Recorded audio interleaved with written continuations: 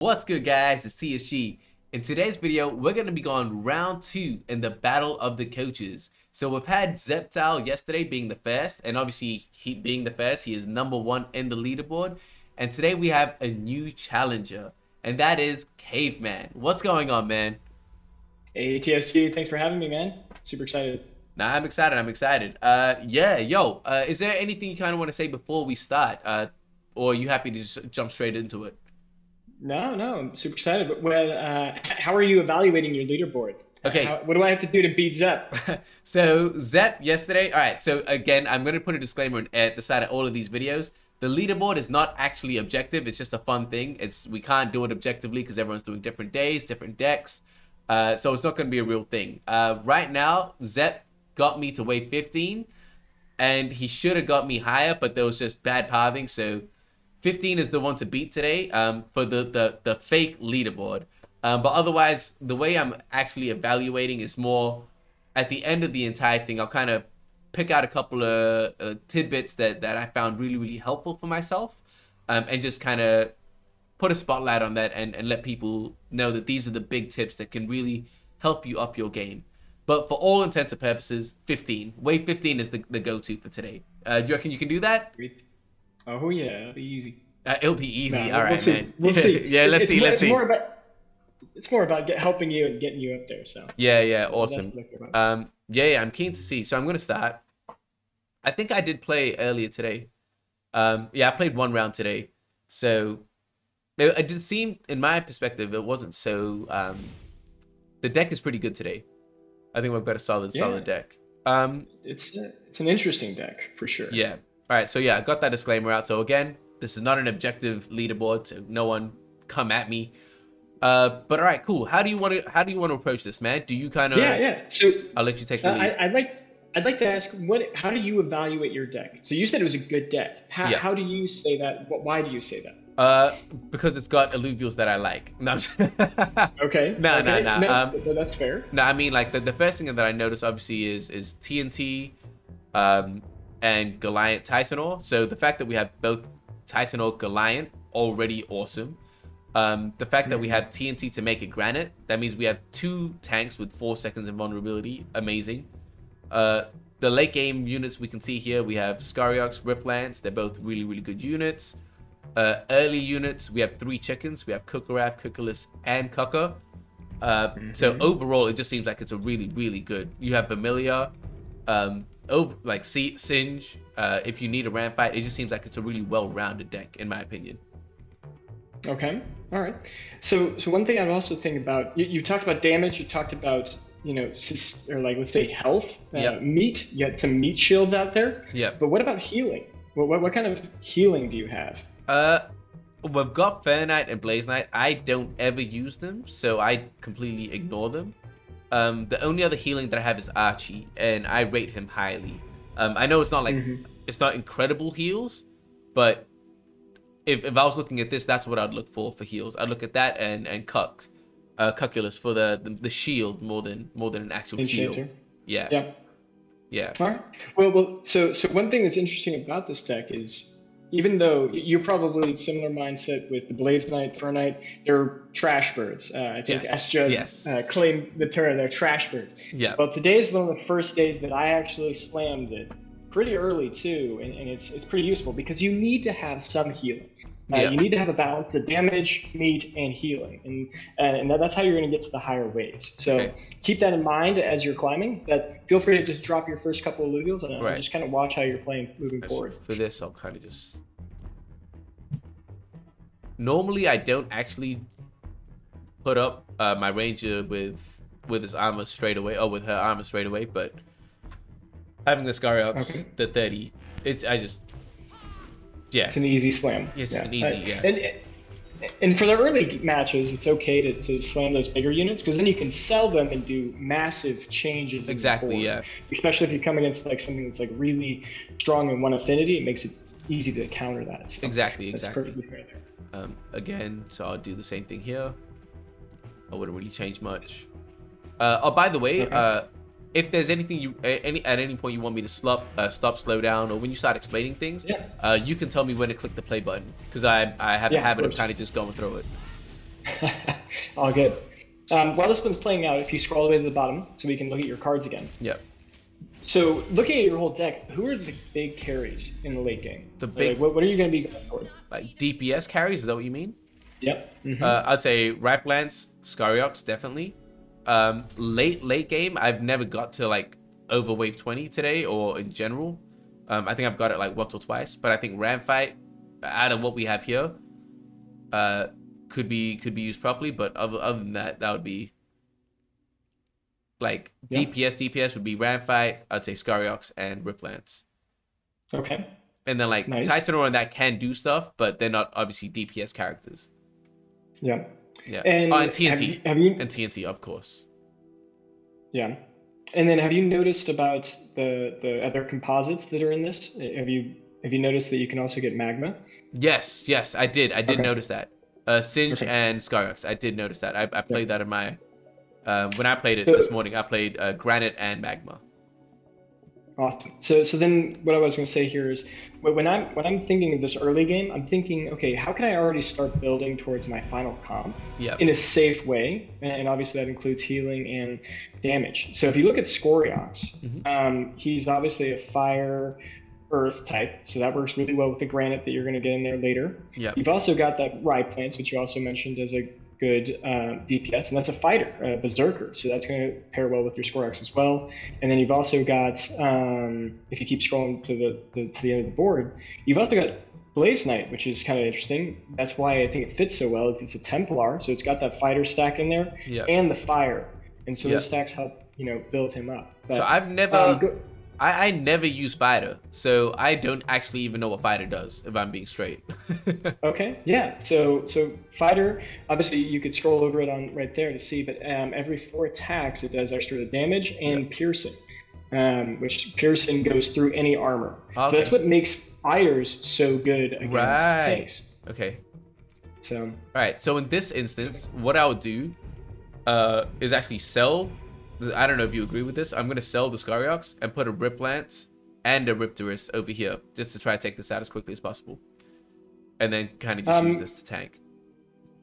Yeah, you could do that. Don't know if it's quite necessary, but the damages that you'll have piercing that Goliath will work perfectly fine.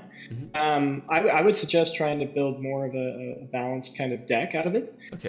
The really cool thing about the Kuka line, which I'm sure you know, it also gives them vulnerability, and that makes them 35% more susceptible to damage. So it helps them get damaged a lot faster. Right. Yeah. And then that works especially well against large targets. So like if you have a Kuka and you put it up against like a Titanor, you can shred it really fast with the Scoriox because of that extra vulnerability. Right. Actually, I didn't know that. So that's good to know. All right, so just play it like it is. Sure. Yeah. And obviously, my placement here is I want the Riptorus to kind of waste come around. His time. Yeah. Yep. And that's good. It's attacking, a lower HP unit. You never wanted attacking a big tank because it's got so much, I think it's 15% or 11% health damage, so that can hurt a lot for your bigger units. Well, this guy's done. Yeah, and so did you see how you shredded that Goliath really fast? Yeah. Especially if you were paying attention when that Kuka... I was. Really, really shredded it fast. So yeah. Kuka is probably the most useful unit in this deck to date for getting to the higher waves, I would say. Okay, interesting. Now, before don't press start on this one because I want to talk about something here too. So you got the Scoriox. So why did you decide to place to the right? Or go ahead and finish your board, and then I'll ask more questions. Well, again, like when I play, I'll say what I did. Again, when I played this morning, I did the same thing. I took these guys out and put the 2 Scorpions in. But why did I do that? Again, essentially the same reason. I kind of want to move it out of the way of Riplance and focus on the Goliath Fest. Okay. And I could put something. I could put anything else that I want. If I want to go DPS, I don't think it's too serious at wave 4. Yeah. So, but just in general, you always want to try and find a way to attack their DPS. Always try and find a way so you're not attacking the Goliath. So you should always be doing something like that. Exactly. And you'll automatically start attacking that. Right. Okay. Would he still... And then I would... I still want him to Yeah, I mean... You could do that, or you could waste their time. So one thing you can always do is count how many melee units they have and how many ranged units. Right now they only have melee units. Yep. So here's like a more high level tip. You could pull your units all the way back to the back left corner and just make them waste time walking forward. And so that's something you could do. But you also have to be, you have to consider a lot of other things like that. Goliath may walk faster than the right plant, so then you're targeting it instead. So this is probably the best positioning for you, for sure. I could put this back here as well and just kind of... Exactly. Oh, yeah, crazy. Yep. And that way I'm setting myself up for the granite as well. Yeah. Now, the only thing I see, the right plants might go after your Kuka, which is actually fine. I don't think he could actually kill the Kuka fast enough. Yeah. Unless I move this a bit closer here. There we go. Perfectly safe now. All right. I'm gonna click play. Interesting. I would not have thought about this without. Yeah. All right. Cool. Yeah. Awesome. Awesome. And now you're not wasting those auto attacks on the big guy. You're just taking out their main damage. Oh wow! The stun still has AoE stun. The shield. I guess so. I did see that stun both of them. Because I haven't seen that in a long time. I was under the impression that it was canceled. I think they reduced the size of it. Right. It still says 30 hex, I think, in the description. Does it? Yeah. So right click on her, right click on Arlen, and then go over her picture, like over her face. There we go. Causing the core attack dealing. Oh, to all enemies hit. Yeah, it does. Yeah. Okay. So I think they just lowered it. I think it used to be like a 30 hex cone, and now it's less. But who knows? All right. So what am I doing here? Yeah. So this guy's gonna come back here. So, and I'm sure I think Zep's gone over this with you before, but how do you assess your threats? Like who is the threat on this map right now? I would say this guy, Vermilio. Okay.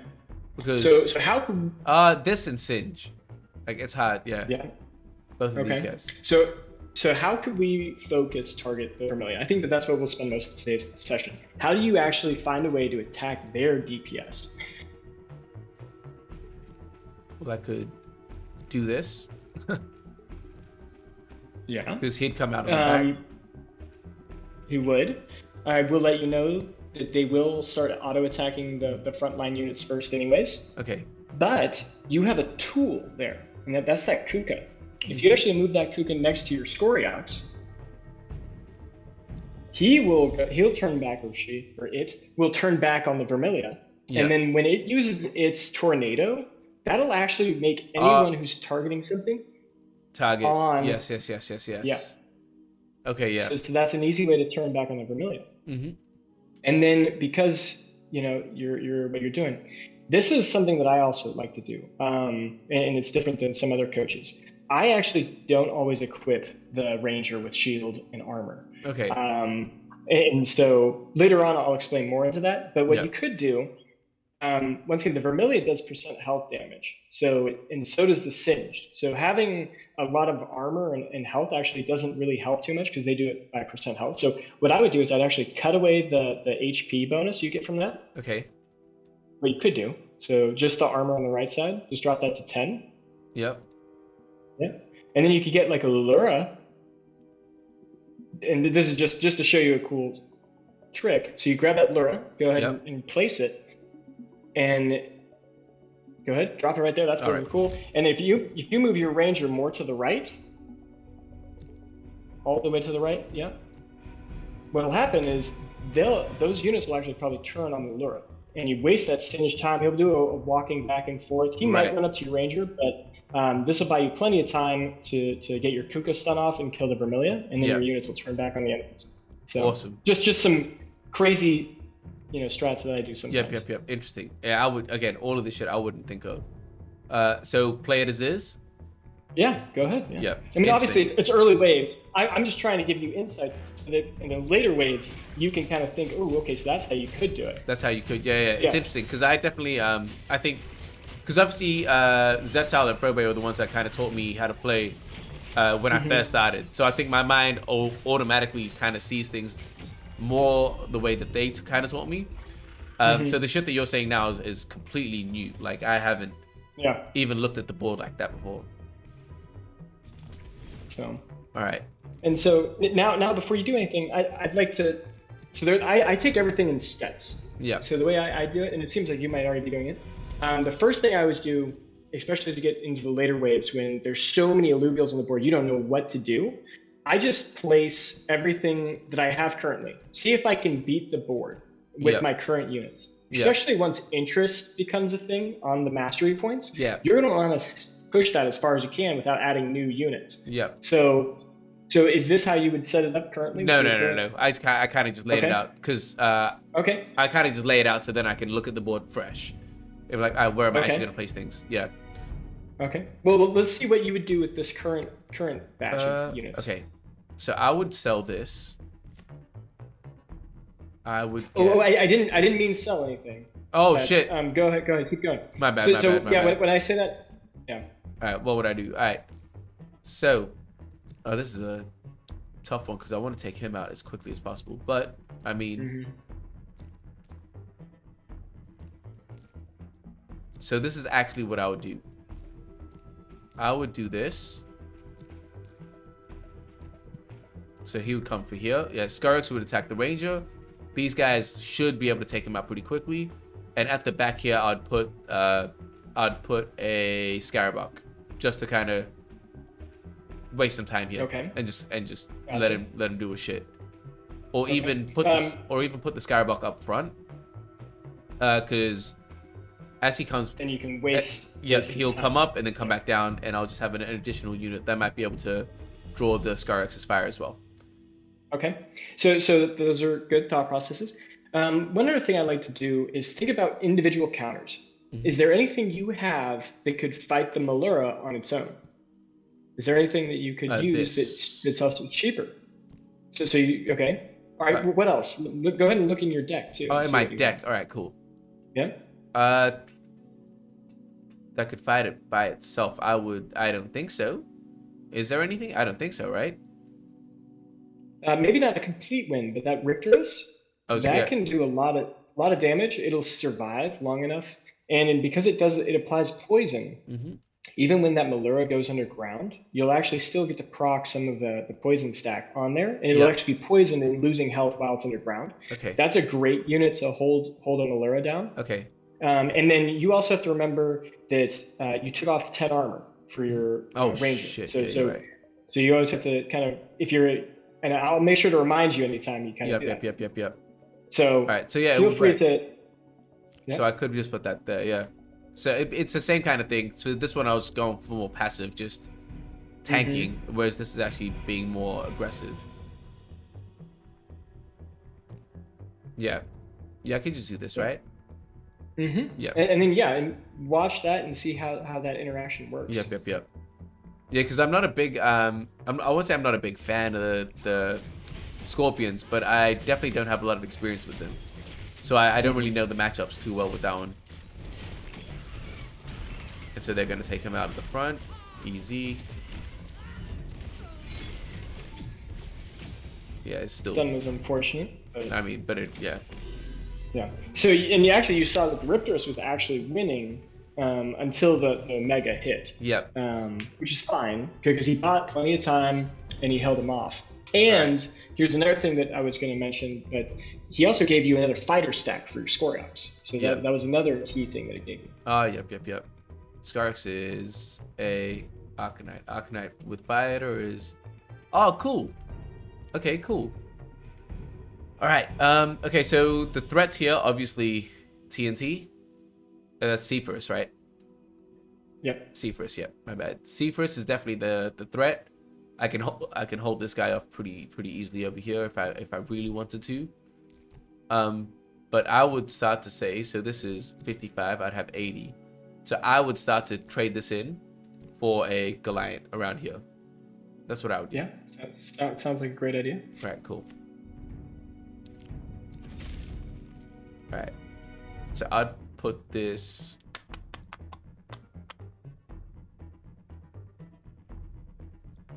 I'd put this over here. Oh, this is.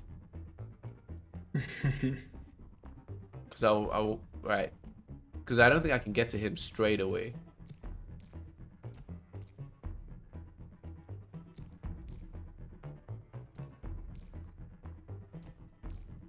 All right, so I'm moving all of these back because I don't want. So these two should both attack him. He's got 4 seconds of vulnerability. I could also. Okay. Okay, I think that might work. This is pretty good. This might work, So, right? Because once he comes down, he'll probably come down to this. I'm assuming. I don't know if that's... Yeah, no, that's a great assumption. And if you're scared that it won't work, you could just pull your ranger back a couple hexes and do like a quarter board, yeah? And then you should be very safe with that. Yeah. But I think that's fine the way it is, right? I don't... Because I can't get to this first, so I'm going to have to go for the Ferriox first. Well, let's say... Okay, cool. I didn't press that. Totally cool. Okay. Well, let's say you wanted to go to the center. How could you set it up so it would work in the center? There is actually a way. With what I have here? With what you have here. The only thing I can think of is if I put this over here, like drag him over here. So, okay, so let's say your Goliath is right there. That's fine. Pull your Soriox so it would actually target the Cephas first. Okay, and now do the same with your TNT. And remember, your TNT has granite also, so you could actually use it to tank a couple of those Cephas attacks. So that might make more sense. Yeah, potentially. Yep, and this guy will go stun him. This potentially, yeah. Yeah, cool. This might work. And now what do you have to do with your ranger, though? Is your ranger in a safe spot? Or what about that Umber is really the fear? Move it. Back here a bit more. Yeah. And so now I'm also going to point out another relationship. And that's I'm going to bring up a lot of relationships. Yeah. So when there's an Umber, especially with 4 Scion, he will totally delete your Kuka when he gets its ult. So what you probably want to do is actually have your Kuka on him as well. Okay. Because otherwise, or sell the Kuka and get something that'll actually survive. Those are options.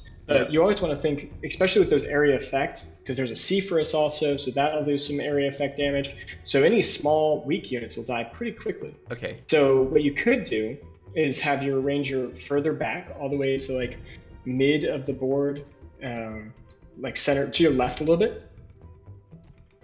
Yeah, right there. And then pull a Kuka back also. And maybe to the right a little bit as well, just right of the... Yeah, and then pull the ranger back even further. Sorry. I'm not trying to just tell you how to play the game. I want to show you a cool thing.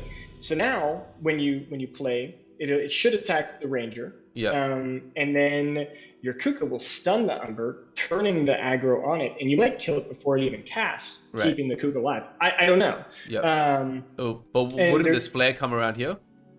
It could. So what could you do to save that and still be able to play center?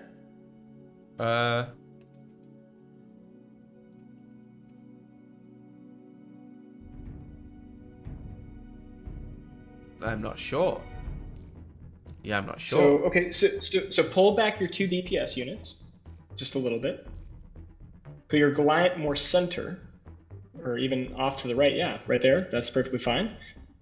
And now you should be safe. That flare will probably go for the Goliath. Yeah, especially if you push on the left. That should be great right there. Yeah. All right. All right. Let me play it. Nice. Yeah. All right. Okay, I'm actually keen to see if this works out. Oh, shit. No, it's attacking Kuka, which is unfortunate. So that was super unpleasant. But it did. Everything else kind of worked out. Look at that stun. It's going to be close. I'll be alright. Yeah. So yeah, so just the only thing you messed, or not necessarily messed up, but if that ranger may have been back a little bit more, would have caught the Umber, and then your Kuka would have got the stun off, and you would have probably kept everyone alive. Yeah. So this wave now. So this is actually the first wave I died on today. Okay. So I only played 2 times, so if I would have been in a tournament, I definitely would have lost. Let's see how you set it up. Okay, let me see what I have. I have 35, so I could get a Titan Orin.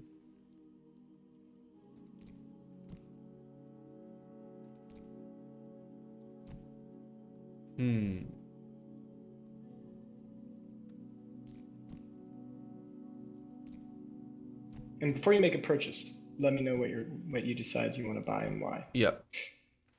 Okay. So if I do that, I'm only gonna have 5 left. 30. Oh, that's tough. This is tough. Because all right, I'll tell you what I'm thinking. So I was considering selling this and getting a Titanol, but that would only leave me with 5. So if I sold this, I'd only have 35. But that's not really enough to do what I want. Oh, actually, it might. Okay, so what I might do is I might sell the Goliath for a Titanol. It still has the granite, the 4 seconds. And then I might throw an Archie down, like sell the cooker for the Archie. Because Archie theoretically should heal in 8 seconds. So that means the Titanol only takes 4 seconds of damage before he gets the heal off. And I'm going to just allow these guys to do what they do. And just pump out DPS. That's what I would do. That's how I'd play it. And I'd play it on the right side. Take out the CFS, the Goliath, and let them lure coming from the back. And then switch their mind onto that. That way this Titanol has time to come.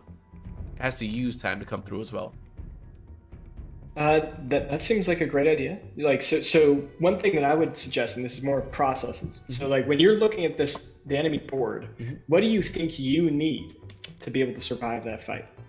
A Titanol. Or win it. A Titanor. So and what was the main reason you thought a Titanor was the answer to that solution or to that problem? Just more HP?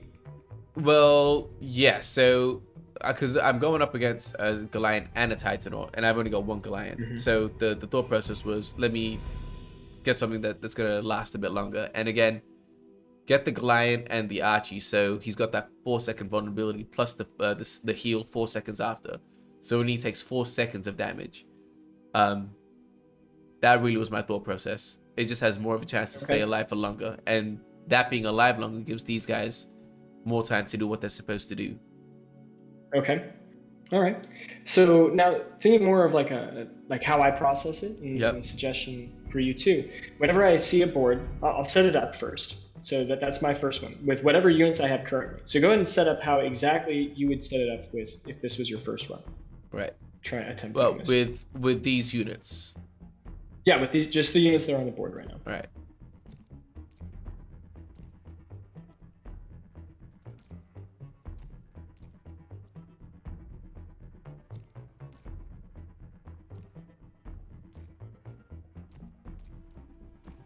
In the later waves, this is how I always do it. Pretty much I think like it's really good to get in the habit of doing it like this. Yeah. Because then you can set up the board and then you see what you need. So I then break the board down in 3 different sections. So you have the right, middle, and left. Yeah. And then what you want to do is do a little quick simulation. Okay, do you think you'll win the right side? Yeah, yes. You'll kill that flare almost instantly. Yeah. Then you're going to turn on the mid, but what the Malero is going to jump to the back. Yep. There's a potential it could go straight for your pack. So that's a fearful thing. So you might want to readjust something there. Yep. Yeah. That's the thing where I was like, all right, cool. Because I'm assuming, not assuming, but I'm hoping that the more I move this across, it's going to come down here. Yep. Yeah. It will. Yep. So that seems like the right thing to do here. Okay. So you'd move it more left, move the Goliath more left, or what are you thinking of doing? Yep, the Goliath more left. Kind of just like this. Okay. I'd say like this. This seems to me like it's, to me with this, it seems optimal. Okay. And so if you switched out that Goliath with a Titanor, do you think that really changes much of your advantage or disadvantage of the situation? I don't think so. Not really.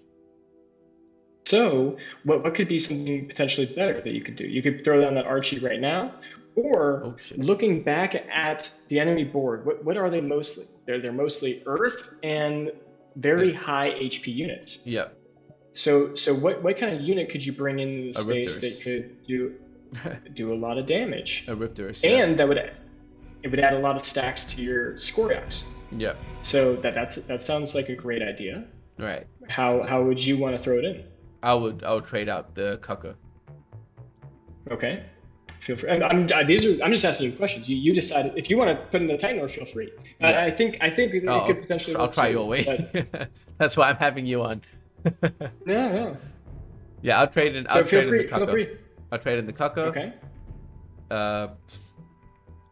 For the Riptorus. And also, I'm just going to stop you there. So you also have the Flare. All right, and Flare or Singe, sorry. Singe, yeah. I was thinking that. I was considering that. And what does his ult do? The reason I wouldn't pick the Singe, I mean, and it's good for the Magma, but in this round I wouldn't pick the Singe because it's like what 1, 2, 3 Earth, and Earth, like I definitely don't want Goliath and Titanor to get anything close to hyper. Great, that's a great. I was wondering if you would cash that, but also just think about in the future that he was another % health, and I just wanted to point that out. That he could potentially be a good option. Yeah, also. yeah. But yeah, you're totally right. Yeah, the amount of Earth there could be a huge problem. Yeah, so, I just wouldn't do that. Yeah. All right, cool. So I can put this down here. I want him to tank it. He should be deleted pretty quickly. I think that's fine. I think that's it. Send it. All right, awesome. Yo, these videos are so long, man. I apologize.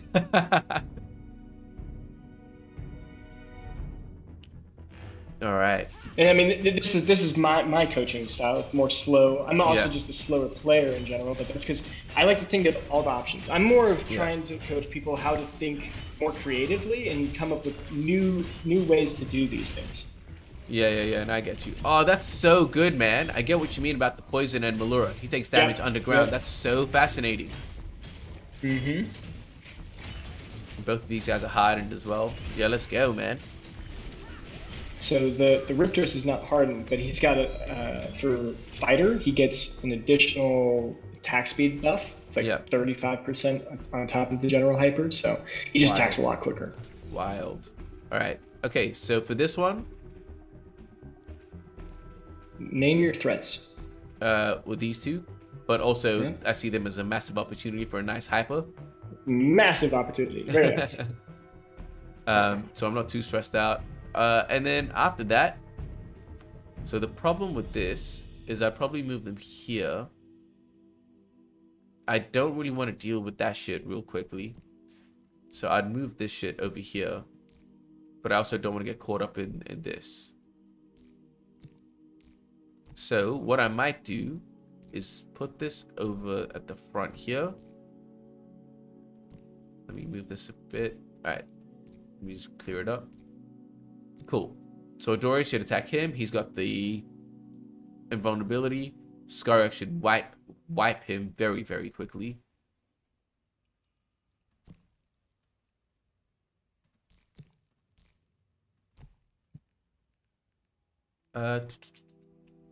Okay, well, let's just stop there. So, if this was your deck, is how you would position it, right? Yes. Okay. Well, why would you even put the guys on the right? Or what are your thought process? What's your thought process on that?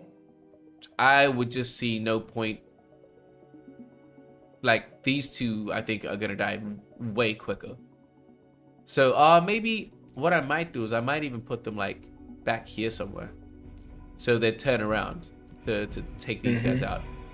That's that. There you go. Well, like I said earlier, like, and this is just my ideology. I always try to kill the DPS units first. Yeah. Like, I see a Scarabok and I want to stay as far away from that as possible. That should be the last unit I kill. But I see these nasty birds that could rain fire.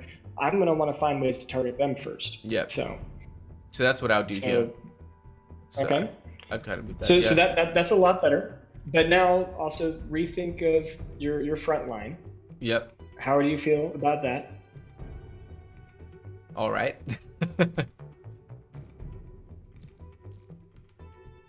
So I'm just gonna make a suggestion. This might work, honestly. But that Scarabok and the Blaze Knight might go after your TNT. Yep. And obviously the Tatopi and the door will kill it slowly. Yeah. So it will die.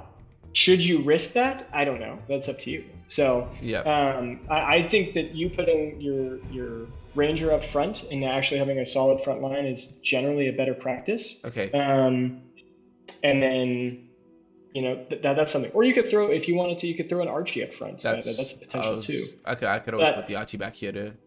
You could do that also. Oh, well, or I placed you them. have. Cool, do it. No worries.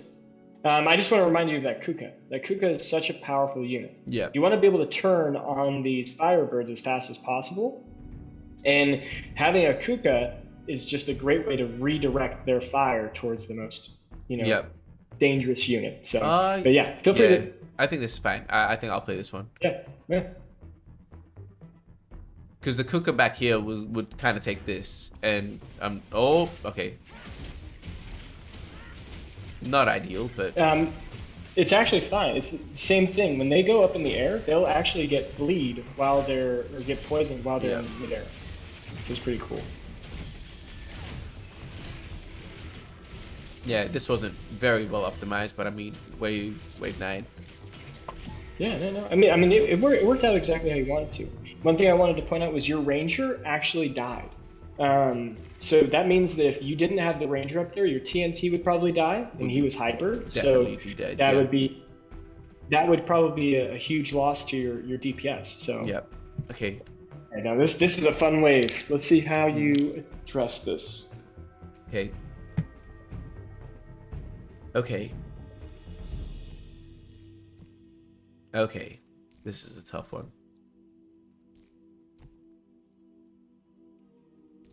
Hmm.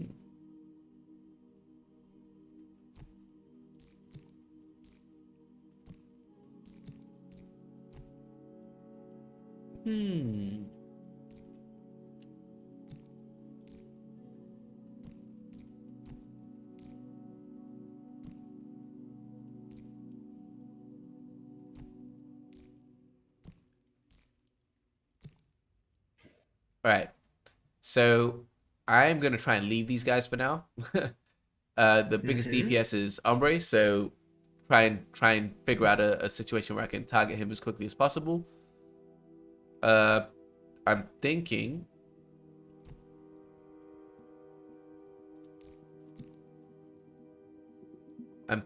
trade this out for a Titanor now, and trade this out for a I can get a Cooker anyway. So get a Cux and trade this out for a Titanor. My thoughts. Okay. That is a great way to look at it. I would suggest, and always, if you can, lean towards having more units on the board than less. Like I think it's always better to have a full 8 alluvials on the board. I think it's safer. Yeah. Doing bigger high-cost units can work, but it's usually more tricky to make the placement work exactly how you want to. Yeah. So generally, it's more a high-risk, high-reward. So I would say, and as you're growing and learning a lot of these things, like just putting a Kuka down to the left of that Ranger, you're going to be great. Okay. Sorry, that tip. But yeah, so now that Kuka will turn on the Umber. Yep. And so another thing I want to explain on the we'll only do one run, by the way, since it's going so long. Yeah, it's only one run. We're only gonna do one run.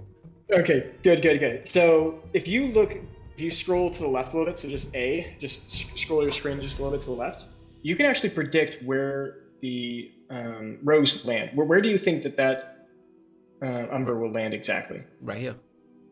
Yep. And maybe if you shift the knight just like maybe like 4 or 5 hexes to the right, not centered on the right there. Yeah, that's great. Now it'll actually push it just a little bit more into the front right, actually. Okay. It'll put it in the right there. And that will actually buy and keep your Kuka more safe. I would advise when you have some more free time to just test out, like especially if there's an early rogue wave, you could test out just positioning, and there's some really unique and see where it there. pushes it. I won't share all of the trade secrets, but there are a lot of cool ways you can direct the rogue to go exactly where you want. Okay. And sometimes it doesn't work, but this is one of those where I think that this will work pretty close to what we're saying. Interesting. All right, so what you reckon leave the Archie here and do its thing instead of trading it up for a Titanol? It's up to you of where you want to put it, or if you think that that's useful. I think both. I don't think it's that useful here because this guy's probably going to be moving around, and his range, his area of heal is pretty small here. So for me, I'd rather trade both of these in for a Titanol here. Okay, feel free. So one thing that I would say, I wouldn't do that. Oh shit! That you're doing. No, I wanted you to make your own decision there, but I'm just going to explain why I wouldn't. And that's because the Seer, because he's got a stun every 5 auto attacks due to Behemoth, he's most likely going to stun your Titanor a lot, which slows down his hyper progress. If you have a smaller unit that actually gets to proc their hyper, it's always, or not their hyper, their Omega, it's usually a lot better. And that Seer does percent health on his spin. Yeah. That just chunks a larger unit down. But there you go. Feel free to send it though. Yeah. Let's see how the Umber lands. Yep. All right. I'm gonna focus on the Umber. And also, sorry. Well, why are you putting the Riptor to the far left? What are your thoughts on that? I kind of want him to turn around and take the Umber. Okay.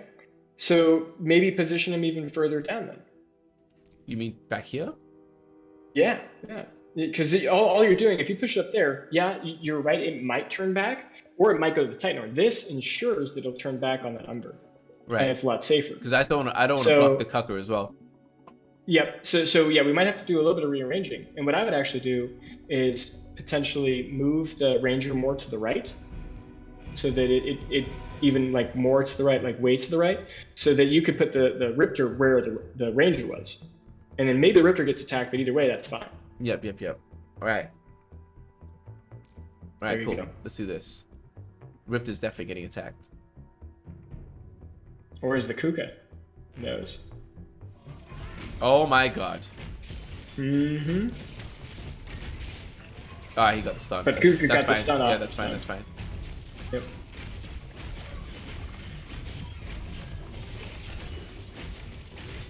Yeah, this is fine. Is it fine? Oh my god. Jesus, please tell me it's not a wave 10. Oh my god.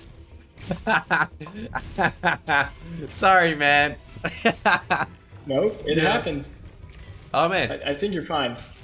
No! Attack. So close. Shit. Yeah. Shit. All right. Well, GG. Good game. I mean, wave 10. But no, again, that's why I said the leaderboard is not actually objective at all. Yo, I appreciate that, man. Thank you so much. Actually, I learned a lot. For the leaderboard, I'll put this up on the screen right now. Sweet. The first position is still, again, not objective. I put that on the leaderboard. First position is still Zeptile with wave 15, and we now have Caveman in second position with wave 10. But that does not say anything about his skill. I learned a lot. So Caveman, I think the biggest thing I learned with you, man, was focusing on the DPS. I never actually really, I mean, I understood that concept before, but I never really applied it the way that you kind of taught me to today. So I'm actually really appreciative of that. So thank you so much for that. And before I let you go, man, is there anything you kind of want to leave us with? How do people contact you for coaching sessions? Do you want to plug anything? Go for it. Feel free to send me DMs on Discord. Right now, I'm a little bit busy. I did just take the position of esports manager at Polymos, so definitely check it out. I'm planning on, turning that into an amazing competitive community. We're guild agnostic, so obviously anyone can come, like Hype, Shiny Shards, any of these new guilds that are coming out. We're trying to work with everyone. We want to be the hub that bring people in. If you wanted to host a tournament with your guild, you could come to us. I mean, we'll have the cool software to be able to host that, maybe some casters that can make it exciting, stuff like that. So feel free to DM me though for coaching. I do that every once in a while. So otherwise, I can always redirect you to some good ones. I like S Judd for the high end players. He's an amazing guy. Obviously, very consistent top leaderboard. I mean, you got Zeptile, which just went on. Frobe is great at all levels, I would say. So I know how to redirect it, but if I have time, I'd love to be able to help too. So awesome. Thanks for having me, TSG. Nah, awesome, man. Yo, again, thank you so much. I really appreciate it. I'm so sad that it was only wave 10, but I'm also glad because it is like 45 minutes. But Yep. yeah, man. Now, honestly, thank you Oh, so much for that. I appreciate you. For anyone that's watching, I've got a couple more of these tomorrow. I've got Frobe coming on, so I'm excited for that. We'll see how he stacks up. And if you like this type of content, as always, guys, like, subscribe, hit the notification button, and I will catch you guys next time. Peace.